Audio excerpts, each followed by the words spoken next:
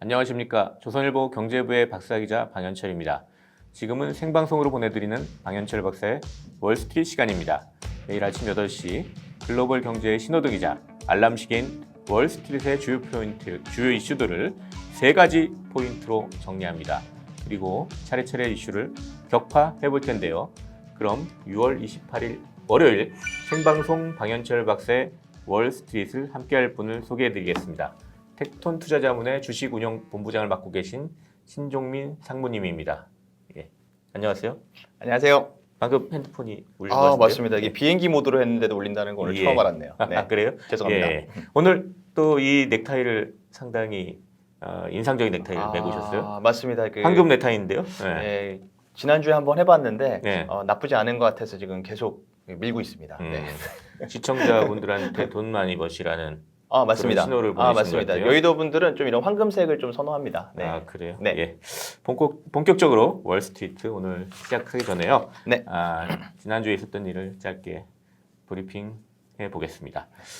25일로 끝난 지난주 월가 증시에서 한 주간 다우지수는 3.4%, S&P 500은 2.7%, 나스닥은 2.4% 상승했습니다.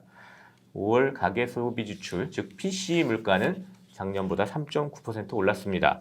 식품과 에너지 가격을 뺀 핵심 PCE 물가는 전년보다 3.4% 올라서 1992년 이후 가장 큰 상승폭이었습니다. 다만 이는 시장이 예상한 수준이었습니다. 이렇게 해서 지난주에 있었던 일들을 짧게 브리핑 마쳐드리겠습니다. 이번 주에 저희가 좀 주목해야 될 월스트리트의 3가지 포인트로 제가 이제 좀 선정을 해봤는데요. 첫 번째, 눈길 못 끄는 3%대 물가 상승. 두 번째, 썸머 랠리 올까? 세 번째, 마이크로소프트 대 애플, 테크 대장주 전쟁. 이렇게 3가지로 한번 뽑아봤습니다.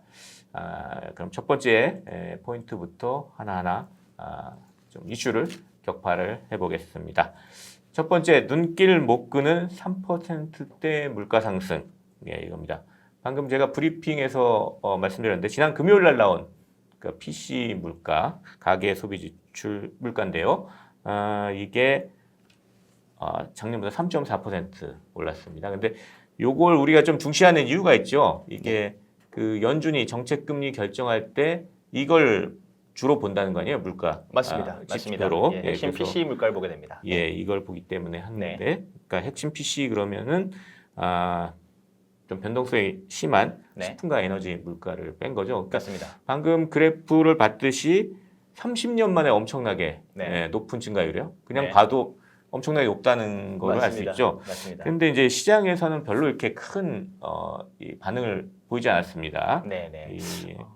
일단은 이 PC 물가라는 것이 이렇게 측정하는 기준치가 그러니까 2021년 5월 물가면 2020년 5월 물가 대비 상승률 1년 동안 얼마나 올랐냐이기 때문에 아시겠지만 지난해 3, 4월은 코로나로 굉장히 경기가 이게 충격을 받는 상황에서 물가가 낮아 있는 상황에서 이번 물가가 나왔기 때문에 사실 높아 보이는 수준이라고 어떻게 보면 시장이 좀 인지를 하고 예상 수준이었다 이렇게 판단을 한다 이렇게 판단할 수 있을 것 같습니다. 그리고 이미 또 뭐 지난 16일 날 그 연준이 FOMC 하면서 그 물가 전망 올렸는데 2.4에서 3.4%로 그러니까 올해 물가 전망을 이렇게 확 올려버리니까 이미 3%대는 당연한 거 아니야? 뭐 이렇게 지금 자꾸 받아들이는 것 같아요. 그러니까 맞습니다. 월가 전망도 비슷하게 나와서 시장은 별로 이렇게 놀라지 않는 그런 수준인 것 같습니다. 근데 이게 사실은 연준의 물가 목표 2%보다는 상당히 높은 거잖아요. 맞습니다. 그러니까 이게 앞으로 상당히 주의해 봐야 될 건데 지금 현재 상태로는 시장 월가는 별로 이렇게 크게 중시하지 않는 모습인 것 같습니다. 맞습니다. 방금 전에 좀 전에 말씀해 주셨지 작년에 상당히 코로나로 물가가 낮았죠. 그래서 그 올해 이제 물가가 높아 보이는 이런 기저 효과가 지금 계속 나타나고 있는데 이게 이제 작년 핵심 PC 물가로만 보면 4월에 0.9, 5월에 1.0, 6월에 1.1% 이렇게 났다가 이제 그 이후에 이제 쭉 오르는 이런 모습이거든요. 그러니까 이제 앞으로 6월, 7월 이렇게 되면 물가가 얼마나 더 오를까, 더 높은 숫자를 보여줄까, 요걸 잘 보면 네. 이게 인플레가 좀 장기화될 것이냐 아니면 조금 연준의 말대로 그냥 일시적으로 끝나고 말 것이냐 요거 좀 가능할 수 있을 것 같아요. 네, 맞습니다. 일단은 지금 코로나의 어떤 그런 영향이 사라지는 구간 대비로 올해 물가를 이제 상승을 판단하게 되면 올해 하반기로 갈수록 아마 그런 물가 수준을 판단하게 될 거고요. 또 재밌는 점은 일단 파월 의장이 일시적인 인플레이션이라 표현했는데 그 일시적인 어떤 기간 자체는 지금 계속 좀 늘어나고 있는 상황들. 네, 예상보다 길어질 수는 있다 그랬어요. 맞습니다, 또. 맞습니다. 예. 말을 그렇게 하고 계시는데 네. 일단은 연준 의장이라 하더라도 인플레이션이라는 건 워낙 복잡하기 때문에 예상은 좀 불가능한 부분이고 우리가 정말 중요한 거는 시장의 기대치 대비로 어느 정도의 물가냐가 중요할 텐데 그거는 금리로 판단할 수 있을 것 같습니다. 근데 저런 물가 지표가 나오고 나서도 금리가 10년물 만기 국채 금리가 1.5%대에서 안정적인 흐름을 보이고 있기 때문에 지금 현재 수준은 시장이 예상 가능한 수준의 인플레이션이고 주가나 자산 가격은 거기에 반응하고 있다 이렇게 볼 수 있을 것 같습니다. 네, 25일 날은 그 국채 금리가 10년 만기 미국 네. 국채 금리 기준으로 1.54% 정도를 기록했어요. 그러니까 1.5%대 아직은 3월 달에 보여줬던 1.7%대 이렇게까지는 맞습니다. 그런 모습은 보여주지 않는 것 같습니다. 맞습니다. 자, 그런데 이렇게 물가 상승이 지속적이게 되면 네. 연준 내 소위 돈줄 좀 제기를 당기자 네. 이런 매파들의 목소리가 점점 커질 것 같은데 네네. 또 저기 25일 날 또 한 분이 이제 지역 연방은행 총재 한 분이 또 그런 매파적인 또 발언을 해서 네. 또 저 관심을 끌고 있습니다. 네. 이분은 이제 에릭 로젠버그란 분인데 이제 보스턴 연방준비은행 총재인데 이분이 얘기하기를 테이퍼링을 그러니까 즉 자산 매입 축소 네. 요거를 위한 조건은 올해 말에 달성될 거고 금리 인상을 위한 조건은 내년 말에 달성될 거다.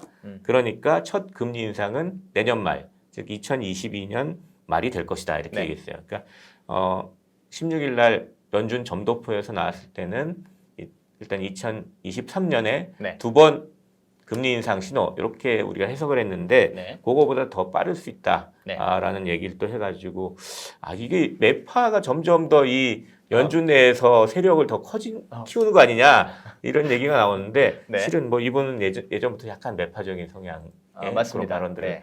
해온 분이라서 그렇게 좀 이해를 하면 될 겁니다. 예. 그 이번 주에 이제 이것 말고 또 중요한 지표가 또 하나 나오죠. 예. 네, 맞습니다. 일단 고용 지표가 일단 발표가 될 거고요. 예. 고용 지표 자체가 지금 늘어나는 폭 자체는 지금 크게 늘어나고 있는데 지난달에도 그렇지만 시장의 예상 대비로는 지금 부족한 모습을 보이고 있습니다. 그래서 또 이번 주 이제 금요일 날 이제 저녁에 이제 발표가 될 텐데 그때 우리 고용 지표를 또 한번 주목해야 되는 시점이라고 저희 생각하고 있습니다. 그러니까 연준은 물가 안정뿐 아니라 완전 고용도 이제 맞습니다. 굉장히 중요한 책무잖아요. 네. 그러니까 자세히 봐야 되는데 일단 5월 달에는 신규 일자리가 55만 9천 개 늘어났는데 이번에는 6월 달에는 월가에선 70만 개 늘어날 것으로 전망을 하고 있습니다. 이게 월가 전망이 최근 들어서 많이 틀리고 있는데 맞습니다. 요번에 좀 맞을지 한번 지켜봐야 할 것 같습니다. 네. 자, 이렇게 해가지고 이제 첫 번째 이슈 눈길 못 끄는 3%대 물가 상승 요 이슈를 한번 다뤄봤습니다. 두 번째 이슈로 넘어가도록 하겠습니다. 두 번째 이슈 썸머 랠리에 관한 건데 이게 썸머 랠리 올까? 이걸 제가 하나 들고 왔는데 이 썸머 랠리라는 게 어떤 거죠 일단? 일단은 이제 좀 약간 예전 얘기인데요. 이런 우리 주식을 운용하는 기관 투자자들 그런 펀드 매니저들이 여름에 이제 주식을 팔아놓고 휴가를 가기 때문에 더 이상 이제 주식을 팔 사람이 없어서 파는 세력이 없기 때문에 주가가 오른다 그래서 우리가 여름 휴가철을 서머랠리라고 많이 표현을 합니다. 근데 이제 3대 지수가 지난주에 월가 3대 지수가 상당히 올랐으니까 요거 계속 가는 거 아니야? 뭐 이제 이러면서 썸머랠리가 이제 좀 월가에서 계속 얘기가 좀 나오는 것 같아요. 이런 썸머랠리가 계절적인 계절적으로 이제 주가가 오르락내리락 하는 그런 계절 효과 중에 하나인데 우리 많이 또 얘기하기는 또 5월에 또 팔아라 뭐 이런 얘기도 하잖아요. 그래서 5월 달에 떨어지니까 팔아라 뭐 이런 얘기도 하는데 썸머랠리에서 여름에는 또 오른다. 7월 달에 6, 7월에 오른다. 이런 얘기가 좀 나오고 있습니다. 실제 근데 데이터 보면 이게 또 맞는 얘기 같아요. 이게 참 재밌는데 한번 데이터 한번 봐보시면은 지금 한번 보여주십시오. 오브 아메리카하고 뭐 야데니 리서치 이런 데서 네. 분석한 건데요. 한번 보죠. 여기 보시면은 네. 이렇게 7월이 1.6%로 가장 이제 상승률은 높아 보이거든요. 근데 이 평균이라는 게 거의 한 80년 정도, 네. 90년 정도 내 평균인 거고. 네. 월별 S&P 지수 상승률이지 네. 지금 나오는 게. 근데 이게 네. 평균이란 거의 함정이 몇 번을 올랐는지, 올랐을 땐 폭은 어땠는지 이런 것까지 다 고려가 돼야 되기 때문에 서머 랠리 같은 경우에도 물론 영향이 없는 건 아니지만 그런 어떤 서머 랠리 아니면 뭐 5월에 팔아라 이런 얘기보다는 주가 움직임 안에 있는 어떤 본질들, 지금 주식의 가격이 왜 이렇게 형성되고 있는지를 파악하는 게 더 중요하다 생각하고 있습니다. 또 하나 뭐 재밌는 그래프가 있는데 이건 이제 또 뱅크 오브 아메리카에서 분석한 건데 집권 1년 차 때 또 네. 주가가 많이 오른다는 거예요. 근데 집권 1년 차 때 주로 저 상반기 때, 네. 그 상반기 때 많이 오르는데 네. 6월, 8월 이렇게 따지면 한 2.7% 네. 평균적으로 올랐다는 거예요. 지금까지. 네네네. 근데 이건 약간 4, 6월에 보다는 조금 낮은데 네. 그럼에도 불구하고 플러스가 난다. 네. 그러면서 어떻게 이제 이 뱅크 오브 아메리카 네. 스티븐 서트마이어라는 네. 기술적 분석 전략가가 얘기하기로는 네. 7월에 대통령 1년차 7월 달에는 네. 전체 기간 중에 65%가 상승했고 네네. 월 평균 수익률이 2.28%였다. 그래서 네네. 좀 괜찮을 수 있다. 네. 근데 약간 저기 가을로 넘어가면 마이너스가 나오니까 네. 그 전에 좀 파는 걸 고려해라. 뭐 이런 전략을 또 권하기도 했어요. 예. 네네. 사실은 저런 데이터들도 그냥 이렇게 참고만 하시고 네. 좀 재밌다고 생각을 하시면 될 것 같고요. 또 이렇게 얘기하시는 분들은 보통 미국 그 대통령의 임기가 4년이기 때문에 네. 초반 1, 2년은 굉장히 강경책들, 네. 과거에 있는 정책들보다 훨씬 더 강경책들을 주기 때문에 시장에 충격을 줘서 주가가 좀 안 좋고 3, 4년 차에는 어떤 그 다음 대선을 준비한 어떤 통합의 메시지들로 인해서 하반기에 그러니까 임기 후반에 주가가 좋았다는 얘기를 하는 데이터들이나 이야기들도 많습니다. 그런 그러니까 얘기도 있군요. 네네. 네. 그런 것들을 참고하셔가지고 보시면 좋을 것 같습니다. 근데 일단 올해는 딱 들어오자마자 그 코로나 부양책이라고 해서 네. 1조 9천억 달러 확 쏘겠다. 네. 뭐 이런 것들이 나오니까 꽤 좀 저 주가에 대한 기대가 좀 높았던 것 같습니다. 맞습니다. 근데 이것만 아니라 이건 이제 숫자적인 얘기인데 네. 실은 네. 이제 기업 실적이 좋을 거다. 네. 뭐 그런 얘기도 나오잖아요. 그러니까 맞습니다. 2분기, 그러니까 1분기 실적은 이미 좋았다는 게 이미 나왔고 네네. 2분기 실적이 더 좋을 거다. 그러면 주가가 더 오를 거 아니냐. 그러니까 서머 랠리가 온다. 뭐 이런 네. 주장도 있지 않습니까? 맞습니다. 지금 현재 S&P 500 기업들 주가 수준을 네. 지난해 실적 기준으로 보면은 우리가 그 이익 대비 주가 수준을 이야기하는 그 PER이라는 지표가 있는데 네. 그 지표상으로는 한 45배 정도. 음. 그러니까 과거 평균이 한 25에서 26 정도였는데 지금 45배 수준이 높은 거 아니냐고 얘기를 하시는데 근데 지금 현재 어떤 랠리의 어떤 핵심들은 뭐냐면 지난주에도 이제 나이키라는 기업이 실적을 네. 발표했는데 어마어마한 실적을 발표했습니다. 주가가 그래서 18% 맞습니다. 올랐어요. 맞습니다. 굉장히 네. 많이 올랐고요. 근데 이것이 단순히 실적이 좋아서 오른다는 그런 부분보다 이 안에 있는 어떤 신기술들, 우리가 아는 인공지능이나 AR이나 VR이나 여러 가지 기술들이 나타나면서 네. 어떻게 보면 신기술이 나와서 새로운 어떤 실적들을 내고 있기 때문에 이런 구간에는 보통 주가가 좋았던 경우가 많고 지금 어떤 기업들의 실적이나 어떤 신제품, 신기술들을 주목해서 향후 실적에 따라서 어쩌면 주가는 비쌀 수도 있고 쌀 수도 있는 그런 구간이기 때문에 앞으로 나오는 기업들의 실적이 굉장히 중요하다 이렇게 생각하면 될 것 같습니다. 일단 그 시장 조사 업체 팩트셋이 조사한 것에 따르면요. 그 2분기에 발표하는 S&P 500 기업들의 네. 수익이 전년보다 한 61% 늘어날 것으로 네. 전망한다고 합니다. 이는 네. 이제 글로벌 금융 위기 직후인 네. 2009년 4분기 이후에 가장 높을 것이다. 네, 뭐 이렇게 맞습니다. 전망을 하고 있습니다. 네. 근데 약간 그 위험 요인도 있는 거 아니에요? 그러니까 그 방금 말씀하신 듯이 네. 그 주가 수익 비율이 너무 높아요. 네. 45배 보니까 네. 그동안 평균이 25, 맞습니다. 5, 6배보다 상당히 높기 때문에 너무 주가가 많이 올라 있다. 네. 뭐 이런 게 있고 네. 또 갑자기 또 인플레 우려로 시장에 충격이 네. 올 수 있다. 네. 뭐 이런 게 있다는 거잖아요. 맞습니다. 네. 그래가지고 무디스의 마크 젠더 수석 이코노미스트는 얼마 전에 뭐 인플레 압박으로 주가가 10에서 20% 조정이 있을 수 있다. 네네네. 뭐 이런 경고를 내놓기도 했죠. 맞습니다. 일단 주가는 굉장히 많이 올라 있는 상태인 것이 맞기 때문에 이런 부분에 대해서 굉장히 아까 말씀하신 여러 지표들 예민하게 우리가 체크를 하면서 투자를 해야 되는 시기라고 저희 생각하고 있습니다. 네. 그리고 또 그 CNBC 조사를 한 걸 보니까 네. S&P 500의 그 연말 네. 전망치 평균이 4,276인데 네. 이미 25일 날 4,280.7. 네. 그래서 이미 다 꼭지에 다다랐다. 뭐 네네네. 이렇게 또 볼 수도 있는 것 같아요. 그러니까 위험 요인도 역시 있다. 더 이상 오르기는 어렵지 않은 거 아니야? 뭐 이런 생각을 하는 사람들도 있다는 거. 근데 이제 뭐 이걸 좀 보통 생각해야 될것 전망치가 같습니다. 이제 예. 기업의 실적을 기반으로 또 이렇게 전망치를 내시는 거기 때문에 네. 또 기업 실적에 따라서는 또 달라질 여지는 있다. 이렇게 생각하시면 될 것 같습니다. 하여튼 썸머 랠리에 대한 기대는 상당히 높은 것 같은데 네. 좀 위험 요인도 있다는 거를 맞습니다. 좀 기억을 해두시면 될 것 같습니다. 네. 자, 이렇게 해서 두 번째 이슈 썸머 랠리에 네. 대해서 좀 알아봤고요. 네. 그럼 세 번째 이슈로 좀 넘어가 보도록 하겠습니다. 네. 마이크로소프트 대 애플입니다. 네. 예. 테크 대장주 자리를 놓고 지금 거의 전쟁을 벌이고 있잖아요. 예. 이걸 어떻게 봐야 되는지 한번 해석을 해보도록 하겠습니다. 지난주에 마이크로소프트한테는 좋은 뉴스가 있었죠? 네네, 맞습니다. 마이크로소프트가 윈도우 11이라는 새로운 이제 운영 체제를 발표를 했고요. 네. 제목이 이제 테크 대장주 전쟁인데 전쟁이라기보다는 뭐 경쟁, 새로운 어떤 신기술 경쟁 이런 느낌으로 좀 봐주시면 좋을 것 같습니다. 그래서 지난주에 마이크로소프트가 애플에 이어 역사상 두 번째로 시총 2조 달러, 그러니까 우리나라 돈으로는 거의 2,200조에서 2,300조니까요. 삼성전자 대비로도 이제 4-5배 되는 시가총액이 되었습니다. 네. 보시면은 제가 이 차트를 준비해 왔는데요. 저기 그 주황색으로 보이시는 게 애플의 시가총액이고요. 그래서 애플이 먼저 2조 달러를 돌파한 상태고 지금 녹색 보시는 차트가 이제 마이크로소프트의 시가총액 차트입니다. 그래서 애플에 이어서 두 번째로 이제 2조 달러로 이제 넘어섰는데요. 근데 우리가 일반적으로 마이크로소프트 하면 무슨 윈도우나 아니면 MS 오피스, 엑셀, 워드 이런 것들을 생각을 하지만 사실은 2014년에 사티아 나델라라고 하는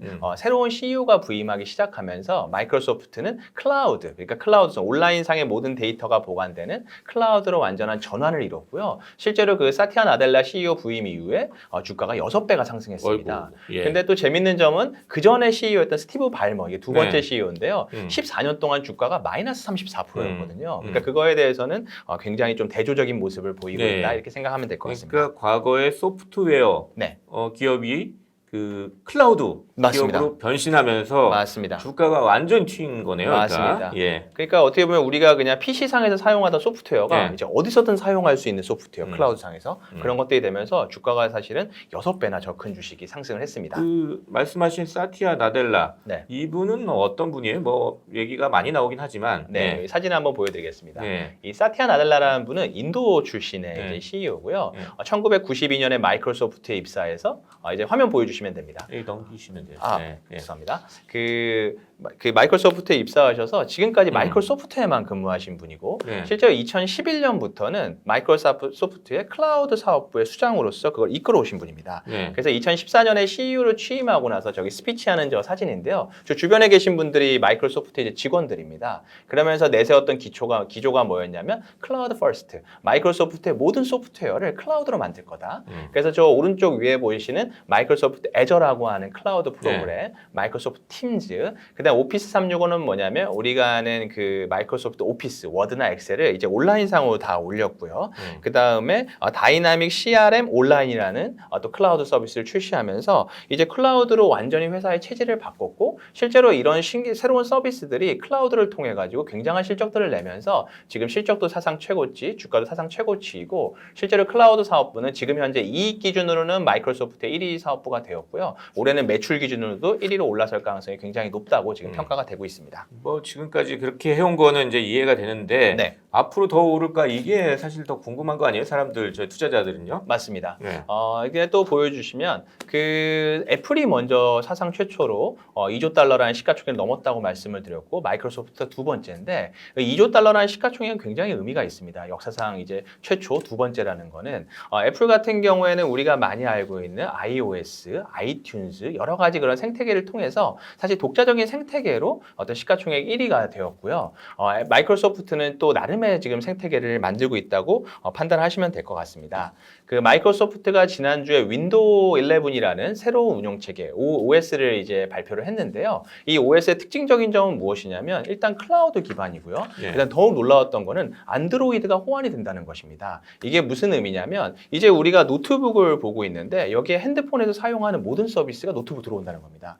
지금 일반 사용자들은 보통 노트북을 쓰고 핸드폰을 쓰고 두 가지를 쓰고 있는데 이게 이젠 차이가 없게 되는 예를 예를 들어 우리가 핸드폰에서 쓰는 뭐 인스타그램이나 틱톡이나 수많은 서비스들을 노트북에서도 핸드폰하고 똑같은 UI로 이제 사용할 수 있다는 거고요. 여기에 이제 앱스토어라는 것도 들어와서 이제 결제 수단에 따라서는 우리가 지금 많이 이슈가 되고 있는 개발자에게 수수료를 내는 부분들, 네. 애플이 수수료를 가져가는 부분들, 그거에 대해서 이런 결제 수수료에 대해서 거의 무료도 가능한 수준으로. 근데 최근에 애플 같은 경우에는 이런 정책을 굉장히 폐쇄적으로 가져가면서 에픽게임즈라고 하는 회사랑 지금 소송도 진행하고 있고 개발자들의 반발이 큰 상황인데 마이크로소프트는 이거를 완전히 오픈을 해서 새로운 생태계를 만들고 있다. 이렇게 생각하시면 될 것 이거 같습니다. 애플이 먼저 간 거 그냥 따라가는 거 아니에요? 어떻게 보면은 애플이 한 생태계를 따라간다고도 할 수 있는 게 네. 이번에 이제 윈도우 11을 발표하고 나서 거기에 있는 어떤 유저 인터페이스 UI가 사실은 애플의 그 맥북을 완전 따라한 거 아니냐 이런 평가들도 많이 받고 있습니다. 근데 이제 또 이제 최근에 이제 어떻게 보면 이 IT 쪽에서 테크 쪽에서 가장 중요한 이슈는 노트북 PC의 부활입니다. 이 과거에 이제 90년대 후반부터 우리 개인용 PC가 보급되면서 어떻게 보면 PC 중심으로 있던 주도권이 어떻게 보면 안드로이드나 애플의 iOS가 나오면서 모바일로 완전히 넘어갔는데 이번에 이제 코로나를 통해 가지고 원격 근무나 화상회의를 하다 보니까 결국에 노트북 정도의 이런 어떤 사양이 필요한 상황이 됐고 이제 어떤 노트북과 핸드폰이 구분이 안 되는 상황에서 이런 어떤 새로운 시대가 열리고 있는데 이번에 윈도우 11 같은 경우에는 이 노트북과 핸드폰에 들어가는 OS가 완전히 통합이 되면서 우리가 노트북과 핸드폰을 동시에 쓸 수 있다는 부분하고 앞으로 여러 가지 이제 IT 기기들이나 전기차나 수많은 기계들이 나오면서 이거를 어떻게 보면 하나의 통합된 운용 체제가 필요한 상황에서 마이크로소프트가 윈도우 11을 발표하면서 완전히 오픈하겠다라고 선언을 했기 때문에 앞으로 이제 그 마이크로소프트를 통해서 만들어지는 이 생태계를 우리가 굉장히 주목할 필요가 있다 이렇게 생각을 하고 있습니다. 아니 뭐 새로운 기술 뭐 서비스를 낸다는 건 잘 알겠는데 그러면 아니 얼마나 주가가 오를 거 아니야. 뭐 이게 사실 투자자들의 관심사 아니냐 이거죠.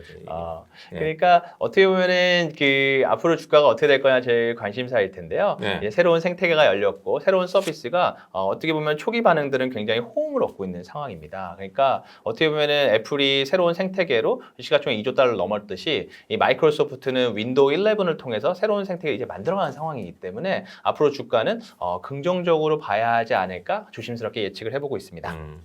뭐 외신을 제가 찾아보니까 웹부시 뭐 이런 회사에서 이제 낸 거에 따르면 뭐 마이크로소프트 주가는 목표 주가를 325달러로 제시했어요. 그러니까 이렇게 되면 한 20% 더 오른다는 건데 그러면 시가총액이 2조 4천억 달러가 되고 그럼 애플이 지금 2조 2천억 달러니까 애플을 제칠 수도 있다. 뭐 이런 전망을 내는 곳도 있네요. 그러니까 물론 뭐 한 곳에서 낸 것이지만 뭐 좋은 전망을 내는 마이크로소프트 주가에 대해서 맞습니다. 뭐 그런 것들이 꽤 있습니다. 그러니까 가장 중요한 점은 마이크로소프트가 윈도우 11을 통해서 모바일에 뺏겼던 주도권을 다시 한번 또 가져올 수 있느냐 이런 부분들이 주가의 가장 중요한 포인트가 될 것 같습니다. 그리고 또 애플이 가만히 있지는 않겠죠. 맞습니다. 맞습니다. 앞으로 흥미진진한 마이크로소프트와 애플의 테크주 대장주를 놓고 벌이는 전쟁 이걸 한번 지켜보는 게 굉장히 흥미로울 것 같고 투자자 입장으로서도 어디에 투자할 것이냐 이거 보는 게 아주 재미있는 포인트가 될 것 같습니다. 맞습니다. 자 이렇게 해가지고 우리 세 가지 포인트를 쭉 얘기를 해봤습니다.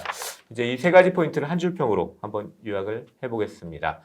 첫 번째, 미국 월가가 3%대 물가 상승엔 놀라지 않는 모습을 보이고 있습니다. 인플레가 일시적이라는 연준의 논리가 월가를 지배하고 있는 것으로 보입니다. 하지만 물가 상승세가 장기화되면 월가 태도가 어떻게 변할지 모릅니다. 일단은 상승장을 즐기되 인플레 리스크를 잊지는 말아야 할 것 같습니다. 두 번째, 연준의 조기 금리 인상 신호에 긴장했던 월가에서 썸머 랠리 기대까지 나옵니다. 하지만 주가가 너무 높아져 있다는 게 부담입니다. 시장이 돌변할 때 필요한 판단력을 키울 시간인 것 같습니다. 세 번째, 마이크로소프트가 시가총액을 2조 달러 넘기면서 애플이 차지한 테크주 대장주 자리도 넘보려고 하고 있습니다. 한때 주춤했던 마이크로소프트가 다시 뛰는 모습이 흥미롭습니다. 싸움 구경이 재밌기는 합니다. 그 결과로 더 좋은 세상을 만들어주길 애플과 마이크로소프트에 기대합니다. 자, 이렇게 해서 오늘 생방송을 거의 마칠 시간이 다 됐는데 오늘 좀 어떠셨습니까? 오늘까지 해서 제가 이 방송에 지금 5번째 출연을 하고 있는데요. 네. 조금 더 익숙해지는 느낌인 것 같습니다. 네. 앞으로도 이 시청자분들의 어떤 투자에 더 도움되는 내용을 준비할 수 있도록 열심히 준비해 보도록 하겠습니다. 네, 감사합니다. 네, 감사합니다. 6월 28일 월요일 생방송 박연철 박사의 월스트리트 벌써 라이브를 마칠 시간입니다. 함께 해주신 여러분께 감사드립니다. 도움 되셨다면 채널 구독을 꾹 눌러주시기 바랍니다. 그럼 저는 내일도 아침 8시 월스트리트를 3가지 포인트로 진단하고 이슈를 격파하는 박연철 박사의 월스트리트로 돌아오겠습니다. 지금까지 함께 해주신 텍톤 투자자문의 주식운영본부장 신종민 상무님이셨습니다. 감사합니다. 감사합니다.